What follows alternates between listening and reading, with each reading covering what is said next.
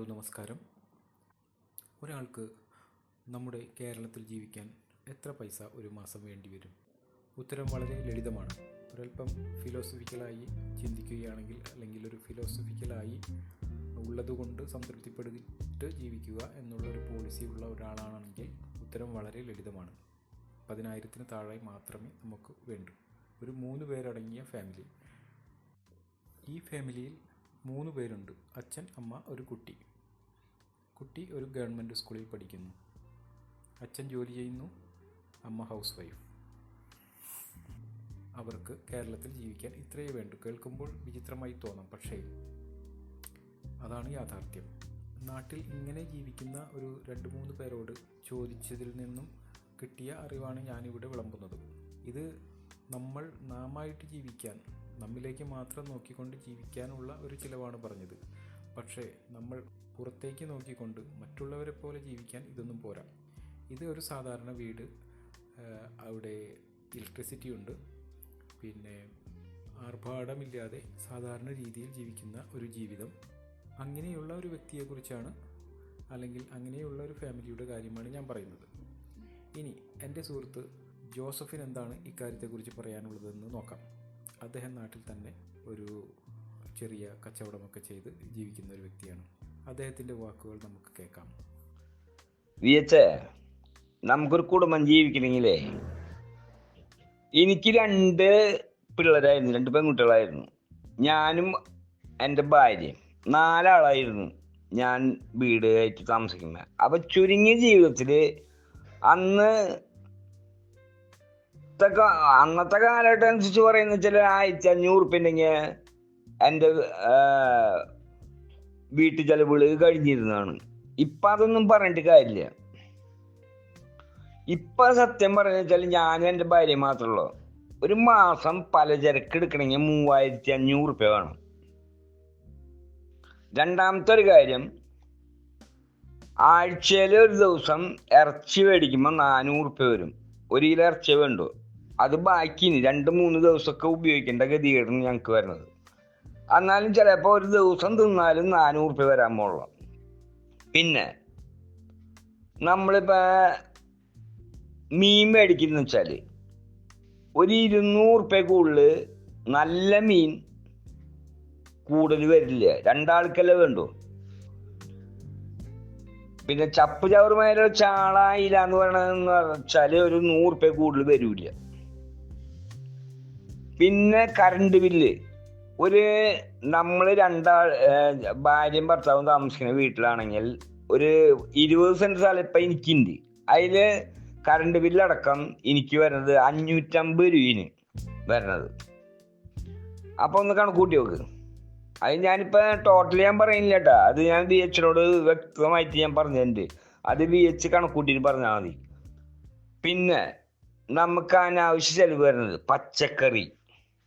അത് ഒരാഴ്ചയിൽ ഒരു 100 പേരെ മേടിച്ചു കഴിഞ്ഞാൽ നമുക്ക് തിങ്കൾ മുതൽ വെള്ളി വരെ അത് ഉപയോഗിക്കാൻ സാധിക്കും. അങ്ങനത്തെ ചെലവ് വരണം കേട്ടാ. അത് കൊണ്ടുവന്ന പച്ചക്കറി മുഴുവൻ വെട്ടിയരിഞ്ഞ് സാമ്പാർ വയ്ക്കലല്ല. അതിൽ തിരിച്ച് എടുത്തിട്ട് സാമ്പാറും ഉള്ളി സാമ്പാറും ഇനി ഉപ്പേരിയും ഒക്കെ നമുക്ക് ഉണ്ടാക്കാം. നമ്മൾ വലിയ വിലയ്ക്ക് വിൽക്കണോർത്ത് പോയി മേടിക്കുന്നതാന്ന്.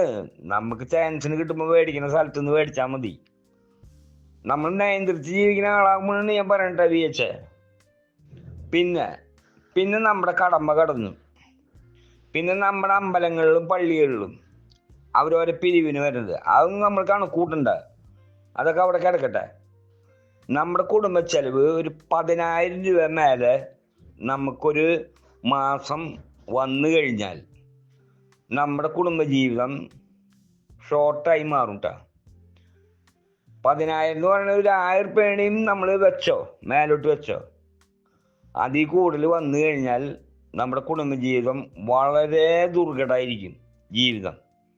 എനിക്കിന്ന് ലോണും ഇല്ല, കടവും ഇല്ല, ഒരാൾക്ക് ഞാൻ ഒരു 10 രൂപ കൊടുക്കാനില്ല.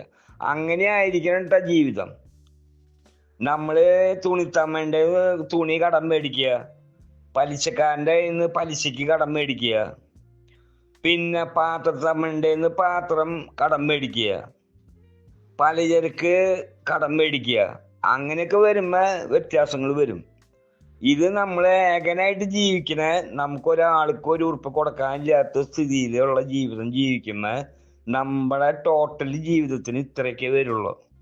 ഇത് ആർഭാടമായി ജീവിക്കുമ്പോൾ എന്താ ഉണ്ടാവണമെന്ന് വെച്ചാൽ നമ്മുടെ ജീവിതം വളരെ ദുർഘടമാകും. നമ്മുടെ വീട്ടിലൊരു വിരുന്നാർ വന്നു വിചാരിക്കും, ഏറി വന്ന ഒരു 100 ഉറുപ്യ എക്സ്ട്രാ പോയിക്കോട്ടെ, അത് നമ്മൾ ഇതിൽ കണക്കൂട്ടാത്തതായിരിക്കണം. നമ്മുടെ ജീവിതത്തിൽ നമ്മുടെ ജോലിയിലെ വരവനുസരിച്ച്, ശമ്പളം അനുസരിച്ചായിരിക്കണം നമ്മുടെ ജീവിതം. അത് നമ്മുടെ കുടുംബത്തിലുള്ള ഭാര്യയോടും മക്കളോടും, വീട്ടില് രാത്രി 10 മണിക്കൊക്കെ 10-11 മണിക്കൊക്കെ ഇരുന്ന് ഭക്ഷണം കഴിക്കില്ലേ, എല്ലാ മക്കളെയും കൂട്ടി വെച്ച് നമ്മുടെ ഡൈനിങ് ടേബിളിൽ ഇരുന്ന് സംസാരിക്കുമ്പോൾ എല്ലാ കാര്യവും അവരെ അറിയിക്കണം എന്ന് പറയുന്നതിന്റെ കാരണം എന്ന് വെച്ചാൽ, നമ്മുടെ രഹസ്യങ്ങളെല്ലാം അറിയിക്കണം എന്ന് പറഞ്ഞത്, നമ്മുടെ ജീവിത രീതികൾ ഇങ്ങനെയൊക്കെയാണ്, നമുക്ക് ജീവിക്കാൻ ഇങ്ങനെയൊക്കെ പാടുള്ളൂ. അതേപോലെ തന്നെ നമ്മുടെ നാട്ടിലെ വിഷയങ്ങളും മക്കളോടും ഭാര്യയോടും പറഞ്ഞ് മനസ്സിലാക്കണം. ഇങ്ങനെയാണ് നാട്ടിൽ ജീവിച്ചു പോണത് ജനങ്ങള്. അതുകൊണ്ട് അതുമാതിരി നമുക്ക് ജീവിക്കാൻ പറ്റില്ല. നല്ലൊരു ജീവിതം ജീവിക്കണമെങ്കിൽ നമ്മൾ വളരെ വണങ്ങി ജീവിക്കണം. ദൈവത്തിന് വിശ്വസിക്കുക, അമ്പലത്തിൽ പോണവർ അമ്പലത്തിൽ പോവുക, മഹല്ലി പോണവർ മഹല്ലി പോവുക, പള്ളി പോണവർ പള്ളി പോവുക. അങ്ങനെ വിശ്വസിപ്പിച്ച് ജീവിക്കണം. എന്നാലേ നമ്മുടെ കുടുംബ ജീവിതത്തിന് ഒരർത്ഥം ഉണ്ടാവുള്ളൂ. അപ്പൊ എന്നോട് ചോദിക്കും, കൊല്ലം പെരുകുന്ന വിലയ്ക്കനുസരിച്ച് നമുക്ക് ഈ തോതിന് ജീവിക്കാൻ പറ്റുമെന്ന് ചോദിക്കും. അതല്ല, നമ്മുടെ തോത് കൂടുമ്പോൾ നമ്മുടെ വ്യത്യാസങ്ങൾ നമ്മൾ വരുത്തണം. അത് നമ്മുടെ ബിസിനസ് ആയാലും നമ്മുടെ ജോലി ആയാലും, നമ്മുടെ ജോലിയിൽ മരണം വരെ ഈ കൂലി തന്നെ കിട്ടുള്ളൂ എന്ന് പറഞ്ഞാൽ ആ കൂലിയിൽ നമ്മൾ ഞെരുങ്ങി ജീവിച്ചിരിക്കണം. അങ്ങനെയാണ് അതിൻ്റെ കാര്യം. പിന്നെ യുദ്ധം ചെയ്ത് കൂലി കൂടുതൽ കിട്ടണമെന്ന് പറഞ്ഞിട്ട് മേടിക്കാൻ പറ്റുന്ന സൗകര്യമുള്ള സ്ഥലത്ത് നിന്ന് കാശ് കൂടുതൽ മേടിച്ചോ, കിട്ടുന്നുണ്ടെങ്കിൽ നിങ്ങൾ ജീവിച്ചോ. എനിക്ക് അങ്ങനെയല്ല കേട്ടോ, ഞാൻ ഒരേ മാതിരി ജീവിച്ചു പോണ ഒരാളാണ്. എൻ്റെ വീട്ടിൽ വന്ന് അന്വേഷിച്ചാലും, എൻ്റെ വീട് BH കണ്ടിട്ടുള്ളതാണുള്ള, നമ്മൾ ചെറിയ വീടാണ് പണിതത്. എനിക്ക് കിട്ടാനുള്ളത് അതിന് 4 ഇരട്ടിയുടെ കാശ് എനിക്ക് കിട്ടാനുള്ളത്. അതൊന്നും ഞാൻ നോക്കണില്ല. എന്താ പറയുക, നമുക്ക് പണമാണ് ആവശ്യം. അല്ലാണ്ട് നമുക്ക് വീടുമ്മ ഒരു ചുക്കുണ്ടാവാൻ പോണില്ല. എന്ന് വെച്ചാൽ വീട് പൊടിച്ചു വന്നിട്ട്, റോസപ്പൂ മാതിരി പൊടിച്ചു വന്നിട്ട് അത് പറിച്ചു വെക്കുക എന്നുള്ളൊരു ധാരണ ധരിക്കണ്ട. വീട് പണിത ആ കല്ലും മണ്ണും കമ്പിയും ഓടും ഇഷ്ടികയും ഒക്കെ നമുക്ക് നഷ്ടം തന്നെയാണ്. വീടൊരു ചെറിയൊരു വീടേ പണിയാൻ പാടുള്ളൂ. നമ്മളങ്ങനെ ജീവിച്ചാൽ മതി. അപ്പം നമുക്ക് മറ്റുള്ളവർ പലതും കാണിക്കും, പ്രഹസനങ്ങളൊക്കെ കാണിക്കും. അത് അവർ പിന്നീട് നമുക്ക് വയസ്സാകുമ്പോൾ കാണാൻ സാധിക്കും. അവർ ചെയ്തതിൻ്റെ ഗുണം നമുക്ക് അന്ന് മനസ്സിലാക്കാൻ സാധിക്കും. അന്ന് VH ഞാനും ഒക്കെ ഇരുന്ന് വയസ്സാകുമ്പോൾ ഇരുന്ന് സംസാരിക്കുന്ന കാലം വരുമ്പോൾ VH മനസ്സിലായിക്കോളും. ഇപ്പൊ VH വിചാരിക്കാന്ന് വെച്ചാൽ എൻ്റെ കൂട്ടുകാർ ഇങ്ങനെ ജീവിക്കണേ, അല്ലെങ്കിൽ അങ്ങനെ ജീവിക്കണേ. അങ്ങനെയൊന്നും ധരിക്കേണ്ട VH. എല്ലാവരും ജീവിക്കണത് ഒരിത്തിരി ഭക്ഷണത്തിന് വേണ്ടിയിട്ടാണ്, മനസ്സിലായ? അതുകൊണ്ട് അങ്ങനെ ജീവിച്ചു പോയാൽ മതി. VH ഞാൻ പ്രേരിപ്പിച്ചിട്ട് നല്ല ജീവിതം ജീവിക്കി അങ്ങനെ ഞാൻ പറയില്ല. ഞാൻ ജീവിക്കുന്ന രീതിയാണ് ഞാൻ ആ VH പറഞ്ഞത്. അപ്പോൾ ജോസഫ് പറഞ്ഞത് കേട്ടല്ലോ. ഇന്നേക്ക് ഇത്രമാത്രം. Thanks for watching my video. See you next time. By.